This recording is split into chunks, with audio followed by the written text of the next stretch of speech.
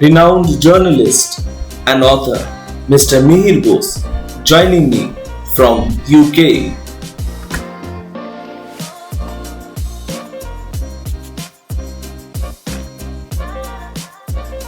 Happy to have you, sir. Well, thank you very much for inviting me. I'm very glad to be on your show. Thank you very much, sir. Thank you very much for joining us all the way from UK. What's the relationship between Subhash Chandra Bose and Bhagatram Talwar? How do you relate it, sir? For our viewers, can you please explain this? Subhash Bose, Netaji Subhas Chandra Bose. Netaji was the title he got during the war. Subhash Chandra Bose was, of course, a great enemy of the British, a great fighter for Indian freedom. The British were always imprisoning him, often without any charge. When war broke out, his point was that my enemy's enemy is my friend. Therefore, we should seek the help of the Russians, who at that time were not fighting the Germans, or the Germans, or whoever he could get help from. So after he was released from prison and he was at home, the British were watching him, but he was not under house arrest. He decided to escape from Kolkata, from his house, with the help of his nephew, Mihir Bose. It was a very elaborate plan. He dressed himself up as a Muslim, pretended to be a Muslim businessman, and made his way to the north. And there, he arranged that he should be transported to Afghanistan, to Kabul, from where he hoped to go to the Soviet Union. And Bhagatram Talwar was the man who helped him cross the border. Mainly by walking, often by other means, but it was a very arduous journey, and Bhagatram Talwar helped him to get from the northwest frontier, which was, of course, under British control, like all of India was, and get to Afghanistan and to Kabul, where Subhash Bose contacted the Germans and the Italians, and they gave him a passport, the Italians, in the name of an Italian diplomat, and he then was taken from there via Moscow to Berlin. So Bhagatram Talwar was the man who helped him get out of India. And when Subhash Bose left Kabul, he told the Italians that Bhagatram Talwar is my man. You know, whenever he will go back and forth. And during the war, Bhagatram Talwar went back and forth. He contacted the Italians, he contacted the Germans. Now, that part of the story has been well known. I have myself written about it in The Lost Hero. Mihir Bose has written about it. Bhagatram Talwar has himself written about it. What is new, and what my Indian spy goes into, is that Bhagatram Talwar actually betrayed Netaji Subhas Chandra Bose, because he was a member of the Communist Party, of the Kirti Party of Punjab, Communist Party. And when the Germans, Hitler's Operation Barbarossa took place, and Germany attacked the Soviet Union, he contacted the Russian embassy in Kabul. He told them that I'm ready to work for you. Mind you, by then Russia, Britain, America was allied. Subhash Bose was in Berlin. He did not know what had happened to Bhagatram Talwar. Bhagatram Talwar then started working with the Russians, and then he told the Russians, because he was worried that he might be arrested by the British in India, because he was going back and forth between Kabul and India. So he then said to the Russians, "Why don't you put me in touch with the British?" And they put him in touch with the British, as a result of which, from mid-war years, around about 1943 to the end of the war, he started working with the British, and he was controlled by a man called Peter Fleming, brother of Ian Fleming, who became a great novelist. Peter Fleming was the head of D Division in the British D Division in Delhi, Counterintelligence Division, and he gave him the nickname Silver. So my book, which has been published in England, is called Silver. And he then, so this is where Bhagatram Talwar's amazing story is. He took money from the Italians. He took money from the Germans. He took not much money, a little bit of money from the Russians. He took money from the British, worked for the British, and he took money from the Japanese. So he fooled the Germans, the Italians, and the Japanese. Was he loyal to Subhash Bose, or he was actually pretending to be loyal to Subhash Bose at No, the beginning? in the beginning, you see, Bhagatram Talwar came from a nationalist family. He also wanted freedom from India, for India. Yeah, I don't doubt those things. And at that stage, when the Russians were not involved in the fight, and he was a communist, remember, when the Russians were not involved in the fight, he was prepared to help Subhash Bose, and he did help him. He could have betrayed Subhash Bose early on and handed him over to the British when Subhash Bose Right. Yes, went. He didn't do that. yes, He helped him yes. get to Kabul, and initially he worked with the forward bloc and the if you like, the people Subhash Bose had left him to Kirti contact. Party he was a member of the Kirti Party, as you mentioned. He was a member of the Kirti Party, which was a sort of Punjab Communist Party. And Right. but but all the time he was trying to contact the Russians in Kabul, and he was not successful.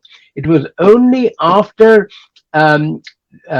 Germany invaded Russia, then the Russian responded, and they suddenly discovered that they had a man who the Germans believed was their man, and who could give them information about Germany, and who the Germans did not suspect was actually a man who had turned, who was actually not working for the Germans or the Italians or the Japanese. Later on, he fooled the Japanese as well. He was a very, very smart, shrewd man. There's no question about it.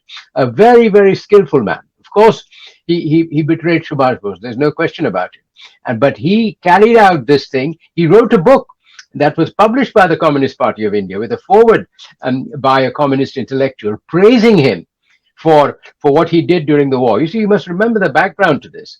Once Russia got invaded by the Germans, the Communist Party, which had previously been banned by the British, immediately sided with the British. The British lifted the ban, and the Communist Party during the war, if you go through the literature, absolutely damned Subhash Bose in the most vicious and vile terms. They called Right. him they said he's a stooge of the Japanese, he's a stooge of Germany, this, that, and the other. They had, if you see those cartoons and so on, they are really stomach churning ones about Tojo's dog Subhash and all. Bose. Sorry? Tojo's dog and all. Yes, all of that was meant to portray Subhash Bose in a very bad light. But Yes. after the war, after India got independence, the Communist, and mind you, the Communist Party also opposed the Quit India movement.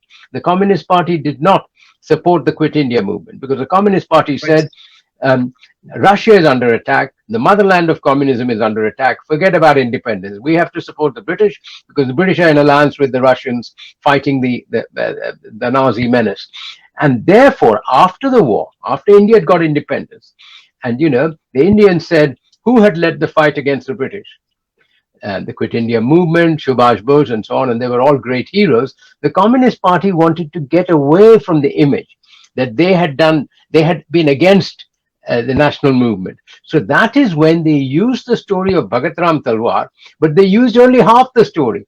It's like somebody gives you if I may use, and I'm a Bengali myself, somebody gives you a shandesh, but he doesn't give you the full shandesh. He breaks the shandesh and only gives you half the shandesh. You see, the other half of Right, the sir, shandesh absolutely right. is totally different. It's of a totally different color. The shandesh is not pure white. Half of it is white, the other half is black. He gives you the white bit and hides the black bit. That is what the Communist Party has done. Bhagatram Talwar had this book written. Somebody must have written it for him because his English wasn't very good. He actually wrote a letter to me when I wrote my original book on Subhash Bose. And and they presented Bhagatram Talwar as, you are saying, because they can't deny the Communist Party attacked the national movement. They attacked Subhash Bose in the most terrible terms. They can't deny that. because that is there in black and white. It is there in their newspapers and magazines and articles and so on. So then they say, ah, yes, no. But remember, on this part, we helped Subhash Bose. Bhagatram Talwar went back and forth carrying information. And I spoke to communist officials, including their great theoretician, Adhikari, carrying out my research, and he basically lied to me. He refused to accept. But what they were doing was, the information that was being brought was being given by Bhagatram Talwar to the British. And that is the full story, which has not previously come out. Mind you, it also shows that an Indian was the greatest spy of the Second World War. So you have two sides of the coin. This Indian betrayed Subhash Bose, but this Indian was also a remarkable Indian. He was not all that educated. He couldn't speak English very well, and yet he went to Kabul, he met diplomats, he persuaded them. So if you like, he had some charm. He had some, great ability to fool people. And he fooled them all. He fooled the Germans, he fooled the Italians, he fooled the Japanese, he fooled them all. And I've gone through, when the British captured him, he made a confession to the British. I've gone through those papers. The papers are filed here. I've gone through the papers, and there he makes it very clear. He doesn't like Subhash Bose. He hates him. He hates all that he's done, and he would like to do him harm. There's no question. It's there in black and white. It's there in my book. I quote from it. So, sir, was that happened after having consultations with the Russian authorities? I'm saying about Bhagatram Talwar.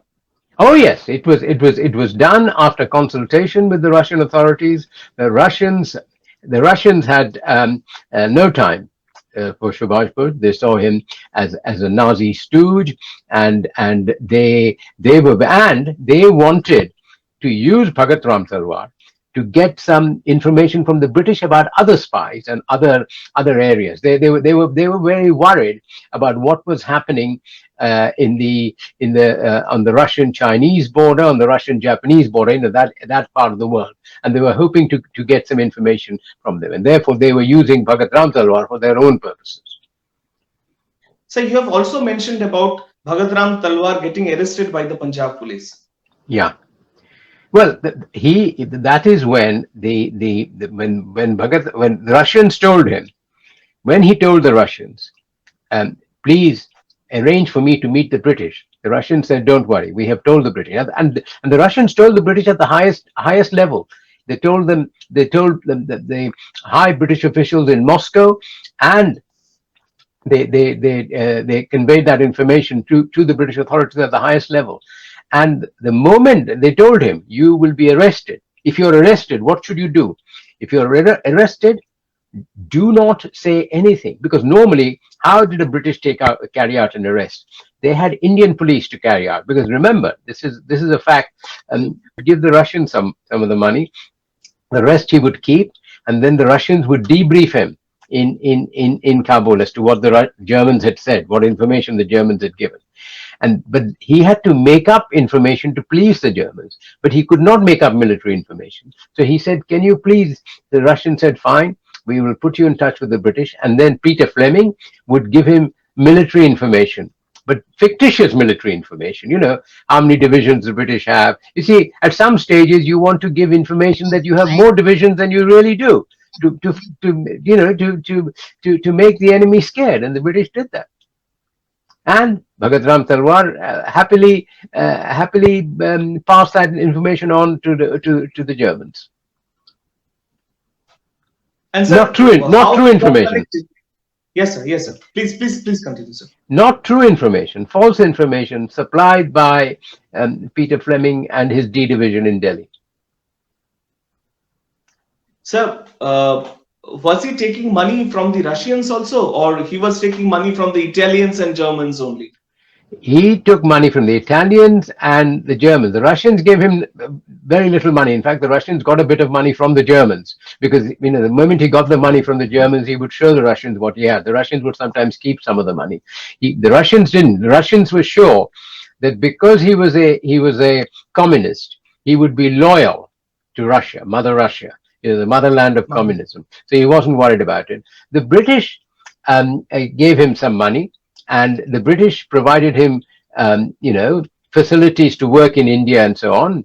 paid for his holidays. Once he started working for the British, he went on holidays, things like that, and all that sort of thing. And then the British told him, Fleming told him, why don't you approach the Japanese? When towards in 44, when the British were trying to get rid of the Japanese in Burma, were worried what the Japanese were doing. And by then, Germany was, by 44, Germany was not, Germany, defeat for Germany looked inevitable. Germany was not a problem. The British were more worried about Japan. Fleming said, go and try and get hold of the Japanese in Kabul. So with the help of the Germans, he got hold of the Japanese, convinced the Japanese that he was still very loyal to Subhash Bose, absolutely loyal, working for India's freedom, and he fooled the Japanese, and he got money from the Japanese as well.